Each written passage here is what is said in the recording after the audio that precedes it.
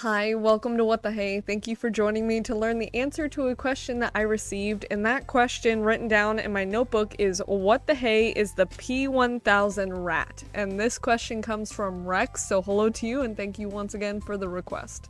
So in terms of a very basic answer to this question, the Rat was supposed to be one of Nazi Germany's biggest tank innovations. However, its biggest feature ended up being its biggest downfall. The official name for this tank was like the Land Cruiser P.1000 Rat, of course written in fancy German words, so there's some fancy German words for you to learn. And the name as well as the visual design of this tank were inspired by earlier and smaller tanks like the Mouse and the C-42, but you'll soon come to realize why this one is so special and so different. Now, the actual guy who helped to come up with the idea and concept of this tank was someone who was previously working with the Soviets, but then he made the big brain smart decision to help Adolf Hitler create a series of weapons that were called wonder weapons, because as we know with Nazi Germany, they were kind of under the whole idea of going big or going home. Which the idea for this specific tank was supposedly proposed on June 23rd of 1942, but the actual designs, very surprising and very intricate designs, were not really revealed until later in the year, like in December. So the idea for this tank took a while, which kind of makes sense.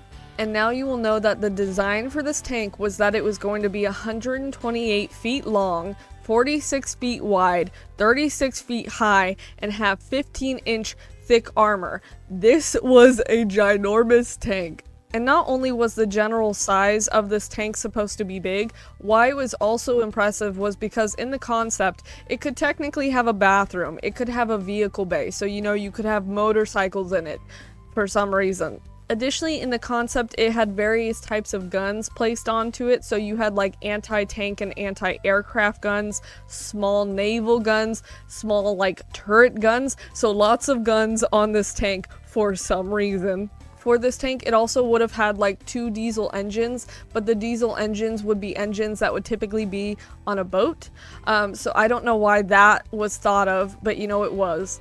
Essentially, this would have been about a 1,000-ton tank, which makes sense because it would have had a lot of stuff on it, but it was also just very thick, very wide, very tall, very big. Which, with the tank being big, that wasn't necessarily a general problem concept-wise, because it was supposed to be like 5 times bigger than any pre-existing Nazi tank like the Panzer VIII. And it was also supposed to take out like just general USSR machines. It was just supposed to stand out and destroy pretty much everything. Which, of course, with the concept and design of the tank, of course it had a few pros, like being very big, the guns were very impressive, and it could do damage to a lot of the land that it crossed because it was so big. Which, with the purpose in the design of the tank being big, a lot of problems came up, because obviously it's big, so it's very vulnerable to different types of aircraft and other tanks that can see it from like a long ways away. Because it was so big, it could really only go so fast. Theoretically, it could only go about 25 miles per hour, which is like probably slower than a golf cart, most likely. And as I already mentioned, this tank would have had to rely on very powerful engines, specifically like 16,000 horsepower engines, which would also require a lot of people to maintain that, about 20 to 40 people. So then you got people weighing it down. So it's just really slow and big. Because it was so big and so heavy, it could really only go on certain terrain, but then once again, it would damage that terrain. So, it can really only go on flat surfaces, can't really cross bridges, can kind of go over rivers because it's so tall and stuff, but can't really be transported really anywhere. And because there were so many flaws, it was kind of obvious that there was really no factory that could actually make this kind of tank, especially since Germany was dealing with struggles in terms of getting materials, and then that would also take a lot of time to make those materials into such a big tank, so it was kind of like doomed to fail from the get-go. Specifically, the guy that was in charge of like war production in Germany basically canceled it in 1943 because he was like, we just really can't do that right now. And in terms of my general opinion with this tank, the thing that I actually wrote down was that it's real freaking big.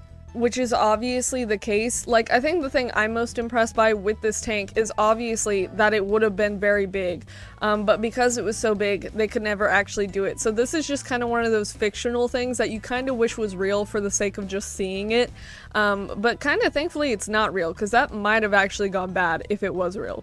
With the designs and concept of this tank, the things that I think of are like the giant designs of the Titans in Attack on Titan, because if you saw any of those coming towards you, you'd be like, that's pretty freaking big. I mean, with the guy who created the idea of this tank, you know, props to him because it's very creative.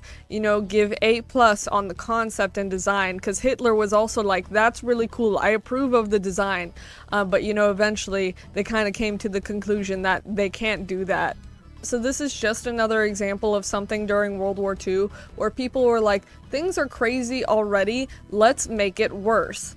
Overall, with this topic, it's very interesting to hear people discuss it, mainly because a lot that is talked about is based on speculation, because all we really have are the actual designs. There's not a lot of facts in terms of the outcomes of it, because it was never ever really built.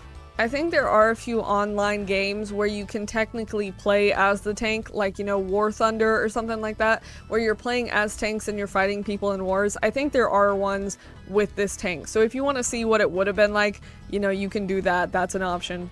And if you do want to learn more about the details of this tank and like how it was built and what kind of guns were on it, I always include the links to the information I found that I've discussed with you. So if you want to do your own research and look more into it, feel free. But I believe that is the answer to the question, so thank you very much for watching. Bye.